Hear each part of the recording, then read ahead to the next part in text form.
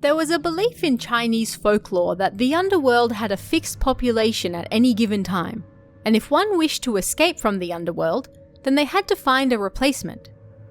Naturally, this meant that if a spirit wished to escape, they wouldn't just hang around and wait for someone to die so they could take their place back in the world of the living. They would actively seek the living out and bring them to their deaths so that they could take their place. One of these spirits, called Itsuki or Kubireoni in Japanese, came from this belief.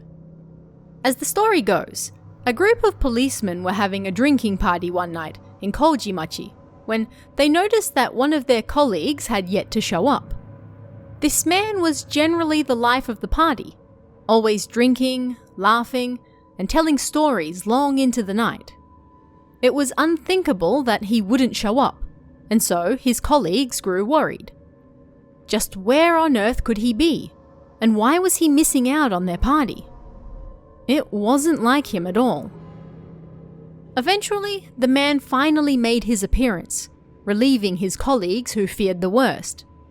But only for a moment. "I can't stay. I have something important to do," he told them. This just confused the men even more. They noticed he wasn't acting like his usual self either. Something about him seemed strange, almost like he was someone else entirely. "What's this business that's so important you can't even join our party?" they asked, intrigued at what would keep a man who seemingly lived for drinking parties away from one. "I have to go hang myself at Kuichigai Gate," he said. This was one of the gates in the outer wall of Edo Castle, and naturally, his colleagues were horrified. They couldn't exactly let their friend go after he'd said something like that, so they forced the man to stay. They forced the man, who usually drank like a fish, to sit and drink, and despite his protests numerous times over the course of the night, they kept him at the party and forced him to drink more and more. "Come on, tell us some stories like you always do," they told him. "Show us some of your tricks." They tried to keep him distracted and more than a little drunk, so he wouldn't head off and hang himself, all the while confused as to why he said that in the first place, and why he was acting so weird. As the night wore on, he finally seemed to calm down and stopped asking to leave. He wasn't quite back to his old self, but they no longer had to struggle to keep him there. "Do you still want to hang yourself?" they asked him. "What? Oh no. No. Why would I do that?" he replied. Then the men got some news that sent chills down their spines. "Someone has hung themselves by Kuichigai Gate. Could you come and help us?" It wasn't long until rumors started to spread around town that it was the work of an Itsuki, a strangling demon.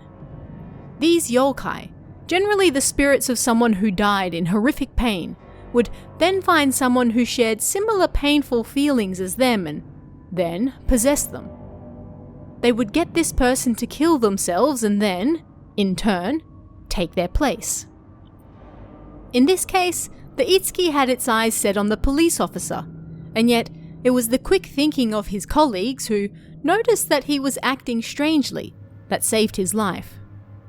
By keeping him at the party, they starved the Itsuki of its victim, and so, tired of waiting, it turned to someone else and forced that person to kill themselves instead, presumably then taking their place in the world of the living.